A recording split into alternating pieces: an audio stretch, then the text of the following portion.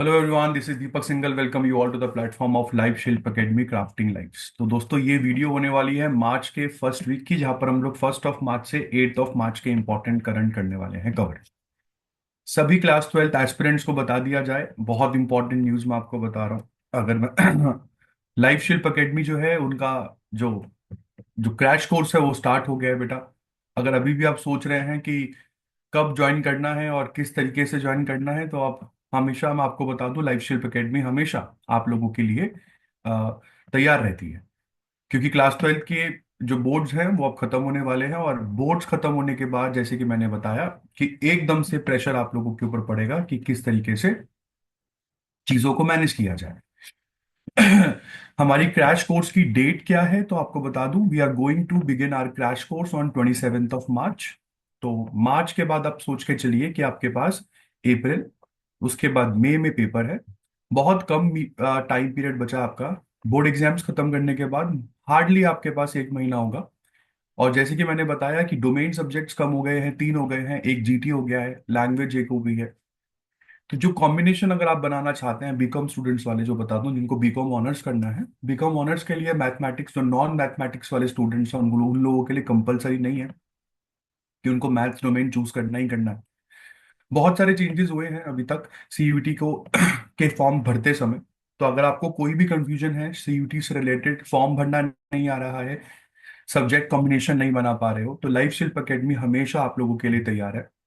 मैं आपको अगेन बोल रहा हूँ, 27 मार्च से हम लोगों के क्रैश कोर्स हो रहे हैं स्टार्ट। आइए दोस्तों, शुरू करते हैं वीडियो से।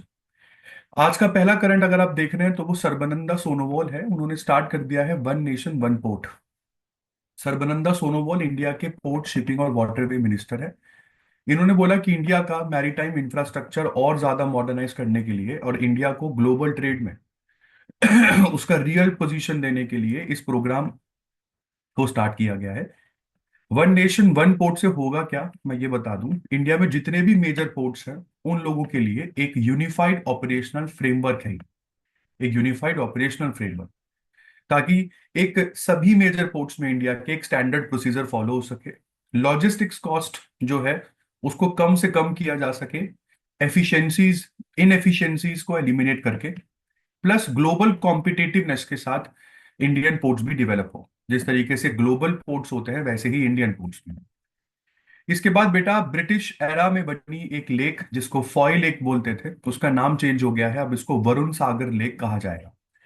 फॉय लेक तकरीबन 132 ईयर्स ओल्ड है, और राजस्थान पत्रिका नामक अखबार में इसके बारे में छपा। ब्रिटिश गवर्नमेंट ने इसको बनाया था, और ये गवर्नमेंट ने अनाउंस किया है 12 फरवरी 2025 को कि ये डिसीजन लिया जाएगा। और अब ये डिसीजन लिया जा चुका है। राजस्थान की बात कर लेता हूं तो कैपिटल जयपुर है, गवर्नर हरिभाऊ बागड़े है, भजन लाल शर्मा राजस्थान की चीफ मिनिस्टर है। कुछ नेशनल पार्क्स की बात करते हैं तो Ranthambore national park, Sariska tiger reserve, Keoladeo national park जिसको भरतपुर बर्ड सेंचुरी भी बोलते हैं, डेजर्ट नेशनल पार्क, राजस्थान के कुछ इंपॉर्टेंट नेशनल पार्क है। उसके बाद कुंभलगढ़ वाइल्ड लाइफ सेंचुरी, दर्रा wild life sanctuary, Ranthambore wild life sanctuary, Bassi wild life sanctuary, कुछ इंपॉर्टेंट वाइल्ड लाइफ सेंचुरीज है राजस्थान की। नेक्स्ट आ गया बेटा SEBI, securities exchange board of India, जिसकी पहले कभी चीफ होती थी मधाबी पुरी बूच। मधाबी पुरी बूच जो कि सेबी की पहली विमेन चीफ थी। इनका टाइम पीरियड खत्म हो गया 28 फरवरी 2025 को, और इनकी जगह पर अब आ गए हैं तुहीन तुहीन कांता पांडे। तो तुहीन कांता पांडे जो है ये बन गए हैं सेबी के नए chairman, securities and exchange board of India, जिसका काम होता है इंडिया की स्टॉक मार्केट को रेगुलेट करना। तो ये सेबी जो है ये स्टॉक मार्केट को रेगुलेटर, या स्टॉक मार्केट का रेगुलेटर है। इसके बाद तुहीन कांता पांडे की बात कर लेते हैं बेटा। तो ये 1987 बैच के आईएएस ऑफिसर है, उड़ीसा काडर से। सेबी की बात कर लेता हूं तो सेबी वैसे 1988 में बनी थी ये, और जो ऑर्गेनाइजेशन है 1988 में बनती है, बट इसको जो पावर है वो 1992 में दी जाती है। सेबी का हेडक्वार्टर महाराष्ट्र के मुंबई में है, और जैसे कि मैंने बोला, इंडिया की स्टॉक मार्केट का रेगुलेटरी बॉडी है सेबी। इसके बाद friends, new Asian development bank के प्रेसिडेंट आपको बता दूं, एशियन डेवलपमेंट बैंक के प्रेसिडेंट बन गए हैं मसातो कांडा। मसातो कांडा आपको बता दिया जाए, एशियन डेवलपमेंट बैंक जिसके कभी 68 मेंबर्स होते थे, वो मेंबर भी बढ़ के 69 हो गए हैं। अगर आपसे पूछा जाए रिसेंटली एशियन डेवलपमेंट बैंक में किस कंट्री ने मेंबरशिप एक्सेप्ट करी है या किस कंट्री को मेंबर बनाया गया है, तो वो कंट्री है इजराइल। यहाँ तक समझ में आता है। एशियन डेवलपमेंट बैंक का हेडक्वार्टर फिलीपींस में है। फिलीपींस में एक सिटी है मनीला, वहां पर है। एशियन डेवलपमेंट बैंक के कभी जो प्रेसिडेंट होते थे वो मसात्सुगु असाकावा होते थे, अब कौन है, मसातो कांडा है। इसके बाद बेटा ओसेलोट। ओसेलोट नामक अमेजॉन ने एक नई क्वांटम कंप्यूटिंग चिप लॉन्च कर दी है। क्वांटम कंप्यूटिंग चिप, और ये चिप अमेजॉन ने लॉन्च करी है। किसने, अमेजॉन वेब सर्विसेज ने। ये कंपनी की पहली generational first generational quantum computing chip है। और आपको बता दूं ये चिप क्वांटम एरर करेक्शन जो होते हैं उसको 90% तक कम कर सकती है। इसके बाद ओसेलोट जो है ये अमेजॉन वेब सर्विसेज ने बनाई है, कैलिफोर्निया इंस्टीट्यूट ऑफ टेक्नोलॉजी में। तो ये सीआईटी में बनी चिप है जो कि एडब्ल्यूएस ने बनाई है। मेजर चैलेंज क्वांटम कंप्यूटर के साथ ये रहता है कि ये बहुत छोटे छोटे चेंजेस के लिए बहुत ज्यादा ओवर सेंसिटिव होते हैं। जैसे एनवायरनमेंट में नॉइस आ रही है, वाइब्रेशन, हीट, इलेक्ट्रोमैग्नेटिक इंटरफेरेंस हो रही है, सेल फोन्स अगर किसी के बज गए, वाईफाई नेटवर्क, तो छोटे छोटे चेंजेस में क्वांटम कंप्यूटर्स को बड़ी दिक्कत होती है। तो ये जो चिप है ओसेलोट चिप ये अमेजॉन ने मीडिया रिलीज में बताया कि 90% तक क्वांटम एरर करेक्शन कर सकती है। इसके बाद दुनिया की top 10 richest countries by GDP में अगर आप देखें तो इंडिया कहाँ पर है, इंडिया आपको टॉप 10 में कहीं नहीं दिखेगा। ये बेटा जीडीपी पीपीपी मतलब पर कैपिटा के हिसाब से है। जीडीपी पर कैपिटा के हिसाब से अगर हम बात करें तो ये लिस्ट पहली बात तो आईएमएफ ने जारी करी है, इंटरनेशनल मॉनेटरी फंड ने जारी करी है। और इंडिया वैसे जो अगर हम पढ़ते हैं तो फिफ्थ लार्जेस्ट इकोनॉमी है भाई India, fifth largest economy GDP के बेसिस पर। बट अगर मैं पर कैपिटा के बेसिस पर बात करूं तो इस पूरी की पूरी लिस्ट में हम लोग 124वें नंबर पर आते हैं, 124th। बहुत खतरनाक रैंक है हम लोगों की, क्योंकि इंडिया की यहाँ per capita GDP 11.94 thousand dollar बताई गई है, 11.94 थाउजेंड डॉलर। और अगर आप यहाँ पे देखें तो यहाँ पे सभी की पर कैपिटा ऑलमोस्ट यहाँ पे ट्रिपल नंबर्स में है, हम लोग डबल डिजिट में चल रहे हैं। यहाँ तक समझ में आता है। तो ये दुनिया की top 10 richest countries by GDP per capita है, जिसमें लग्जमबर्ग सबसे ऊपर, सिंगापुर सेकंड नंबर पर, मकाओ नंबर थर्ड पर, आयरलैंड नंबर 4 पर, कतर नंबर 5 पर, Norway number 6, Switzerland number 7, number 8 पर है ब्रूने, नंबर 9 पर है गुयाना, और नंबर 10 पर आपको दिखेगा यूनाइटेड स्टेट्स ऑफ अमेरिका। इसके बाद फ्रेंड्स मार्च 1 सेलिब्रेट होता है जीरो डिस्क्रिमिनेशन डे। इस बार की डे की थीम रही है वी स्टैंड टुगेदर। और 1 मार्च को वर्ल्ड सिविल डिफेंस डे भी सेलिब्रेट होता है। इसके बाद आपको यहाँ पर हमारे एक्स प्रेसिडेंट दिख रहे होंगे, former president Ramnath Kovind Indira Gandhi National Centre for arts में खड़े हैं। एक प्रोग्राम चल रहा है जो मिनिस्ट्री ऑफ कल्चर ने यहाँ पर ऑर्गेनाइज करवाया है।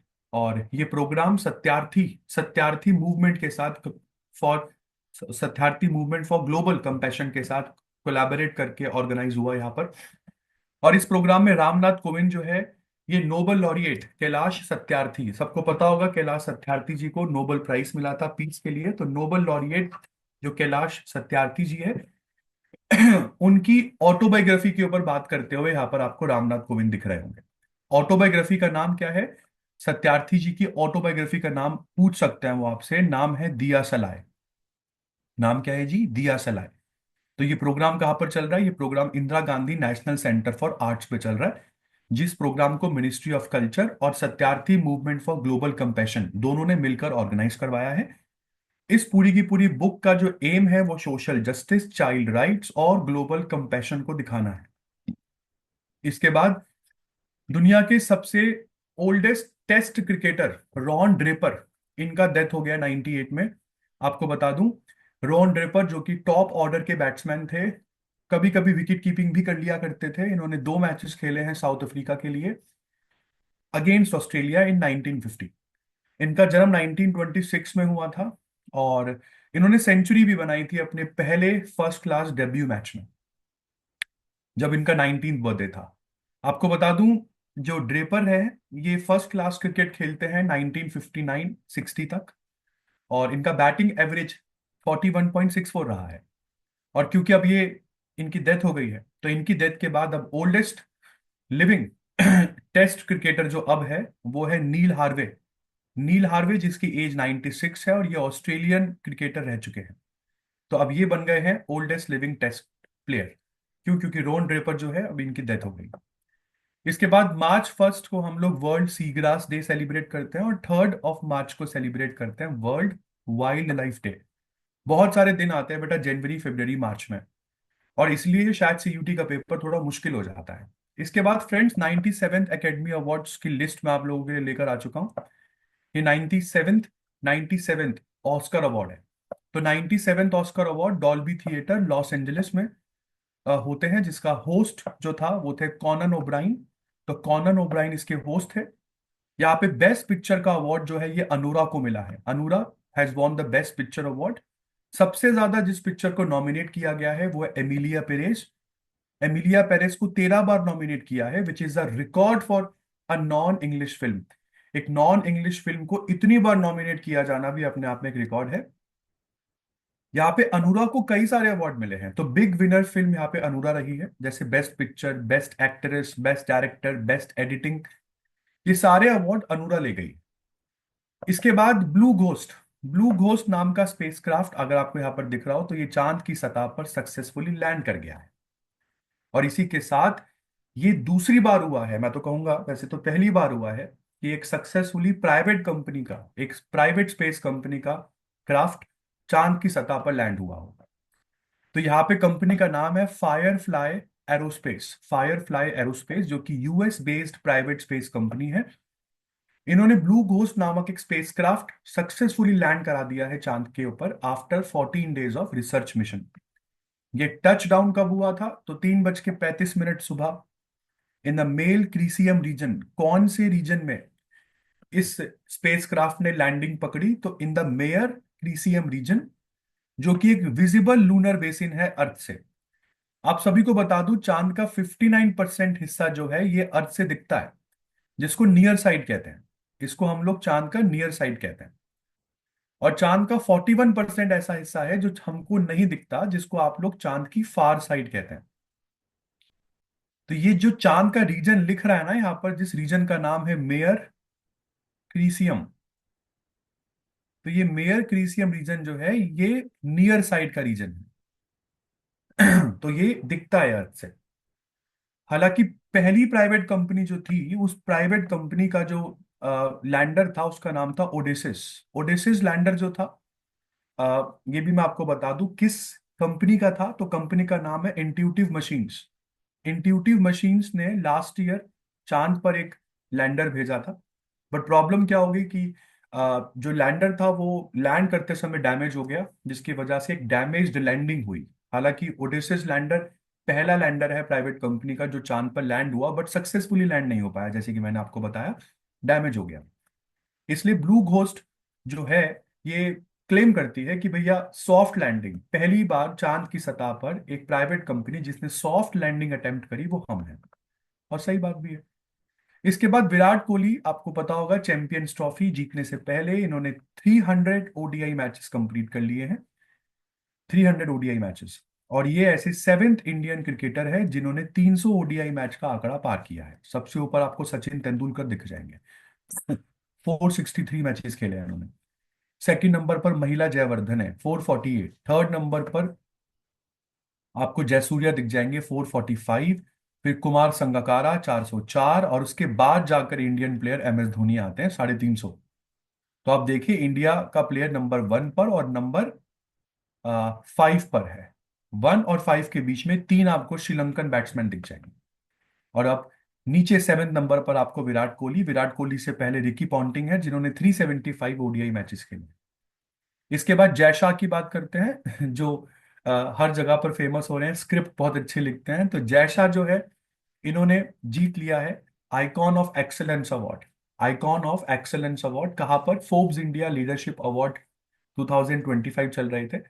फोर्ब्स इंडिया लीडरशिप अवार्ड में आइकॉन ऑफ एक्सेलेंस अवार्ड दिया गया जय शाह को, जो इस समय आईसीसी के चेयरमैन है और यंगेस्ट चेयरमैन है।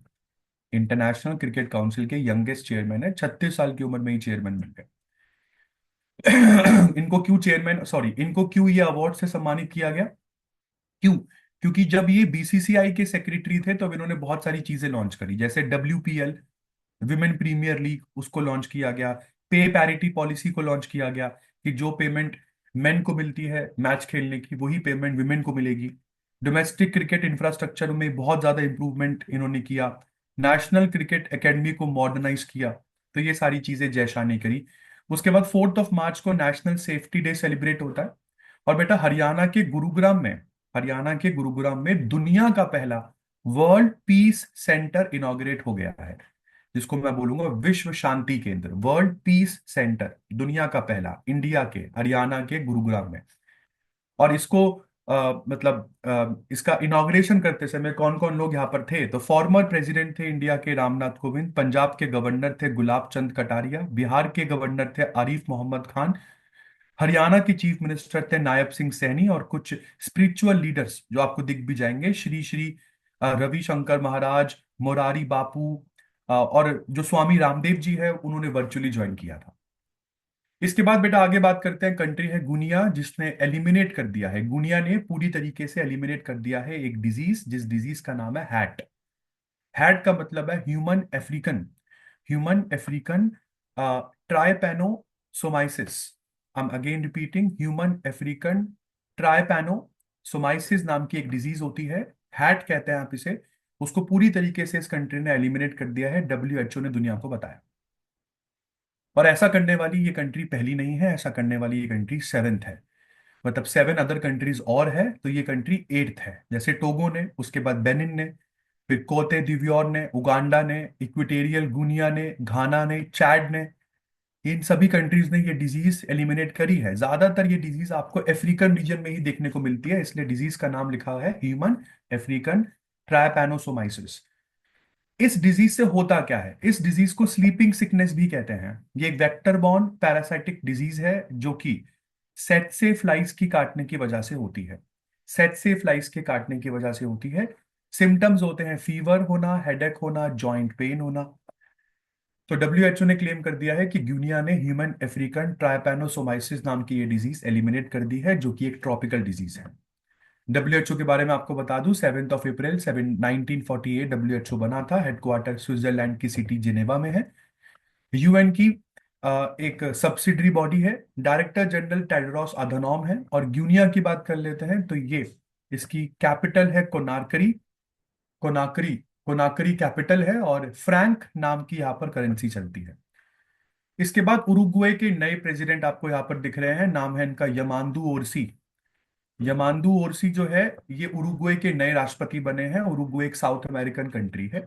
1 मार्च 2025 को ये इलेक्शंस खत्म हुए। ये उरुग्वे के लेफ्ट विंग पार्टी के लीडर हैं, यमांदू ओरसी।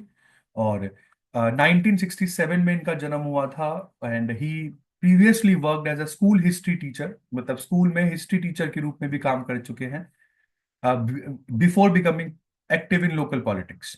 उरुग्वे की बात करते हैं तो कैपिटल है उरुग्वे की मोंटेविडियो, करेंसी है पीसो, और यमांदू ओरसी यहाँ के राष्ट्रपति है। इसके बाद विदर्भा की बात करते हैं। विदर्भा ने जीत लिया है अपना तीसरा रणजी ट्रॉफी टाइटल। तो रणजी ट्रॉफी जीत ली है विदर्भा ने। आपको बता दूं, केरला को हराया विदर्भा ने नागपुर में। और विदर्भा की टीम के जो स्कीपर थे, मतलब जो कैप्टन थे, वो अक्षय वटकर थे। अक्षय वटकर के द्वारा लीड की जाने वाली इस टीम ने जीत लिया है अपना थर्ड रणजी ट्रॉफी टाइटल। 2 मार्च 2025 को ये मैच हुआ था। इसके बाद आगे बात करते हैं, प्राइम मिनिस्टर नरेंद्र मोदी यहाँ पर आपको वनतारा में देखने को मिले। वनतारा जो अनंत अंबानी का एक NGO है, जहाँ पे एलिफेंट्स वगैरह को कंजर्व किया जाता है। केवल एलिफेंट्स नहीं, एलिफेंट्स के अलावा और भी बहुत सारे जानवर यहाँ पर हैं। तो प्राइम मिनिस्टर नरेंद्र मोदी ने रिसेंटली वनतारा इनॉग्रेट करा, कहाँ पर? जामनगर गुजरात में। तो जामनगर गुजरात ने वनतारा को इनॉग्रेट किया। वनतारा जो कि एक बहुत ही एडवांस्ड एनिमल रेस्क्यू, कंजर्वेशन और रिहैबिलिटेशन सेंटर है। इस इवेंट में मुकेश अंबानी, नीता अंबानी, अनंत अंबानी और राधिका मर्चेंट देखने को मिली। इसके बाद आपको बता दूं कौन कौन सी स्पीशीज को वनतारा में प्रोटेक्ट किया जाता है। Asiatic Lions, snow leopards, one horned rhinos. इसके बाद इंडिया का पहला कॉम्प्रिहेंसिव रिवर डॉल्फिन सर्वे कंप्लीट हो गया है। और आपको बता दूं गंगा, ब्रह्मपुत्र, ब्यास तीनों नदियों को अगर मिला दिया जाए तो रिवर्स में जो डॉल्फिन्स पाई जाती हैं वो टोटल है 6,327 डॉल्फिन्स। 6,327 डॉल्फिन्स, जिसमें गंगा, ब्रह्मपुत्र और ब्यास रिवर बेसिन्स आती है। इस पूरे की पूरे रिवर डॉल्फिन सर्वे को कंडक्ट किसने किया? WII, wild life institute of India ने।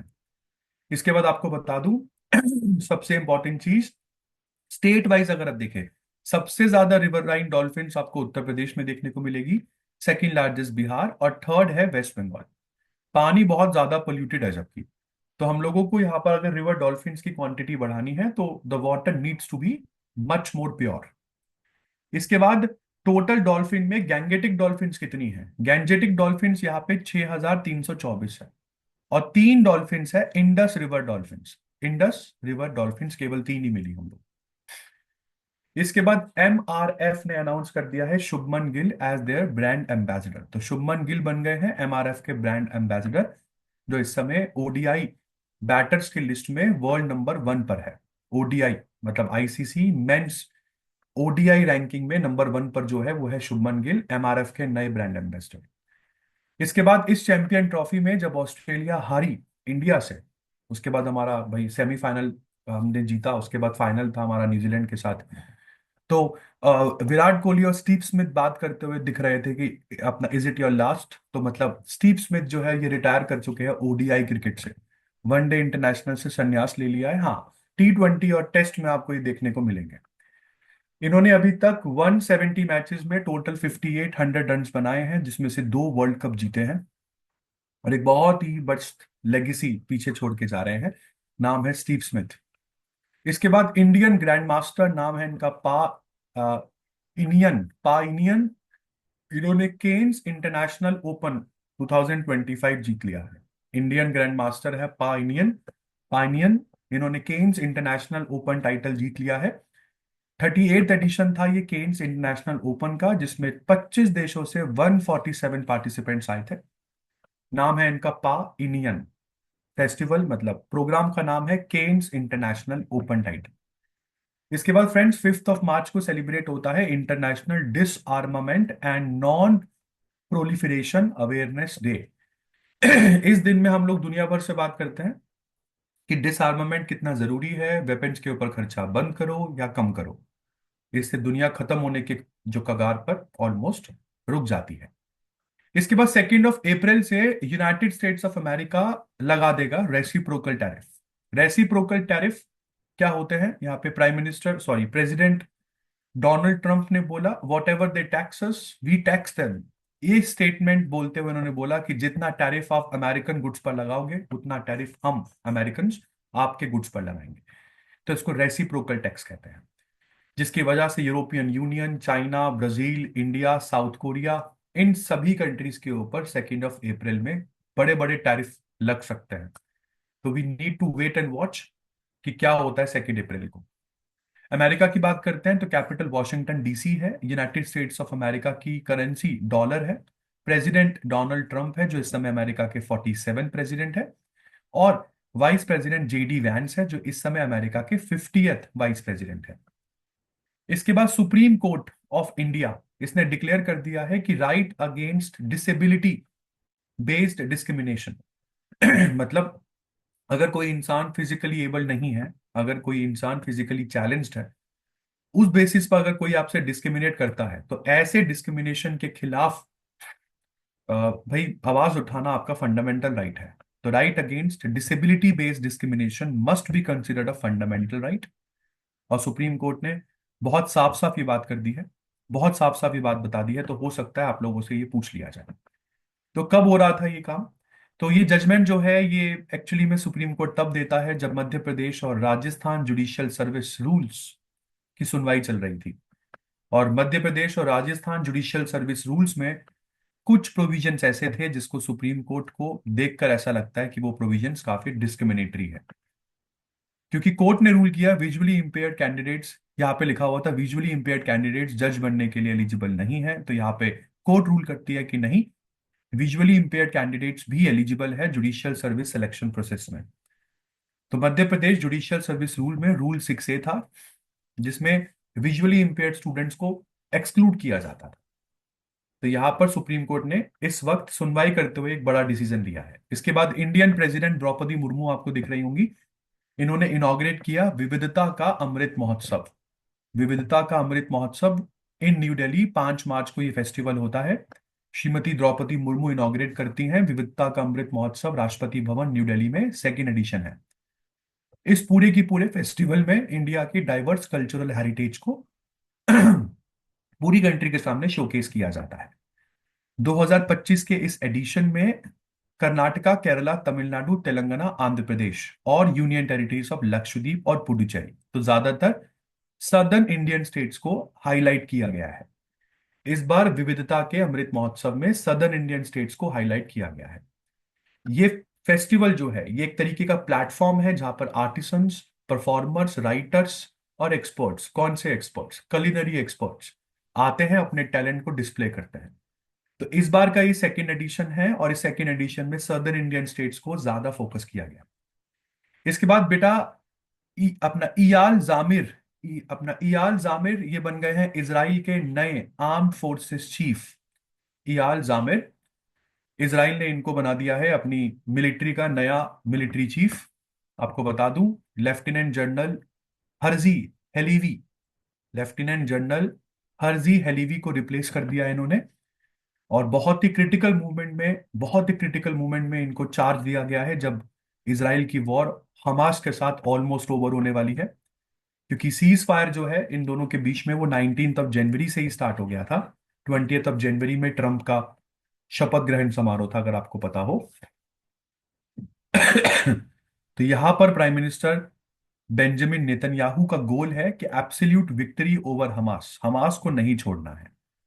तो इस गोल के साथ शायद जो ये इयाल जामिर है इनको बनाया गया है इसराइल का मिलिट्री चीफ। इसके बाद रिजर्व बैंक ऑफ इंडिया ने डॉक्टर अजीत रत्नाकर जोशी को अपना नया एग्जीक्यूटिव डायरेक्टर चुना है। डॉक्टर अजीत रत्नाकर जोशी, इनको 30 साल का एक्सपीरियंस है स्टैट्स में, आईटी में, साइबर रिस्क मैनेजमेंट में। इसके साथ मतलब इससे पहले ये प्रिंसिपल एडवाइजर के रूप में भी काम कर चुके हैं in the department of statistics information management. फिर बेटा गवर्नर ने मतलब गवर्नमेंट ऑफ इंडिया ने यहां पर आईएएस अजय भाडू को चीफ एग्जीक्यूटिव ऑफिसर अपॉइंट कर लिया है for government e market place. तो गवर्नमेंट ई मार्केट प्लेस के नए जो चीफ है, मतलब चीफ एग्जीक्यूटिव ऑफिसर जो है, उनका नाम है श्री अजय भाडू। इसके बाद दुनिया का सबसे बड़ा आइसबर्ग जिसका नाम रखा गया था A23A, जो अंटार्कटिका आइस से अलग होता है 1986 में, ये ग्राउंडेड हो चुका है। It remain grounded for over 30 years before breaking free in 2020। दो मतलब 1986 में अलग होता है, तब से ग्राउंडेड ही है ये। मतलब इसको अब ग्राउंडेड हुए लगभग लगभग 30 साल हो गए हैं। तो सबसे बड़ा आइसबर्ग है ये दुनिया का, A23A, नाम याद कर लेना इसका। इसके बाद आईसीसी ओडीआई रैंकिंग्स की अपडेट आई है। कोहली नंबर 4 पर चले गए हैं और रोहित शर्मा की जो रैंकिंग है वो ड्रॉप होकर नंबर 5 पर आ गई है। ये कब हुआ? ये तब हुआ जब ऑस्ट्रेलिया के साथ सेमीफाइनल चल रहा था चैंपियंस ट्रॉफी का दुबई में। ठीक है जी। इसके बाद अभी भी मैं आपको बता दूं, इंडिया के vice captain Shubman Gill OCI ICC ODI run scorer की लिस्ट में नंबर 1 पर है। नंबर 2 पर पाकिस्तान के बाबर आजम है। इसके बाद एचडीएफसी बैंक ने एक प्रोग्राम शुरू किया है, प्रोजेक्ट हैक। प्रोजेक्ट हैक के अंतर्गत यहाँ पर इंडियन एयरफोर्स के रिटायर्ड ऑफिसर्स मतलब वेटरन्स को सपोर्ट किया जाए। इंडियन एयरफोर्स के पेंशनर्स, वेटरन्स और उनकी फैमिलीज को सपोर्ट किया जाएगा, उनको एसेंशियल सर्विसेज और फाइनेंशियल एम्पावरमेंट देकर। 25 सेंटर्स स्टेब्लिश किए जा रहे हैं पूरे भारत भर में इन सब चीजों के लिए। न्यू दिल्ली, बेंगलुरु, गुड़गांव, पुणे, सिकंदराबाद, गुवाहाटी, जोधपुर, चंडीगढ़ जैसे एरियाज में। इसके बाद आगे चलते हैं। इसके बाद 2025 का जन औषधि दिवस जो है ये सेलिब्रेट किया गया। आपको पता ही है, प्राइम मिनिस्टर जन औषधि योजना जो है, भारतीय जन औषधि परियोजना 2008 में नवंबर में लॉन्च होती है और इसी के अंतर्गत जन औषधि सेंटर्स 2014 में खुलने शुरू होते हैं बड़े लेवल पर। जिसमें लोगों को जेनरिक मेडिसिन 50 से 70% डिस्काउंट पर मिल जाती है। तो ये जन औषधि दिवस 7 मार्च को हर साल मनाया जाता है, जिस समय ये स्कीम लॉन्च की जाती है। तो ये department of pharmaceuticals, ministry of chemicals and fertilizers, central pharma public sector undertakings के कोलैबोरेशन से ये योजना लॉन्च की गई थी। तो ये पूरे जन औषधि दिवस पूरे हफ्ते का प्लान होता है, जो 1 मार्च से शुरू हो जाता है टिल 7 मार्च। इसके बाद फेडरल बैंक ने विद्या बालन जी को अपॉइंट कर लिया है as its brand ambassador. Bollywood actress है विद्या बालन, जिन्होंने अभी भूल भुलैया 3 में भी काम किया है। अनाउंसमेंट ये स्पेशल सेरेमनी में ये अनाउंसमेंट की जाती है, जो मुंबई में चल रही थी, जब जहां पर विद्या बालन प्रेजेंट थी। और इनको विद्या बालन को इसी सेरेमनी के दौरान एक कमेमोरेटिव मोमेंटो देकर सम्मानित भी किया गया by managing director and CEO of Federal Bank KVS Manian के द्वारा।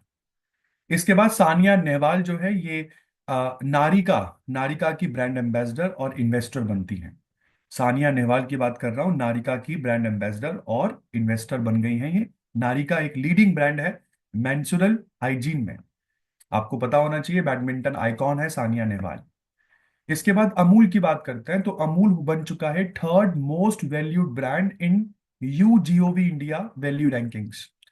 तो यू गवर्नमेंट रैंकिंग्स या YouGov India value rankings 2025 में अमूल इंडिया का थर्ड मोस्ट वैल्यूएबल ब्रांड बन गया है।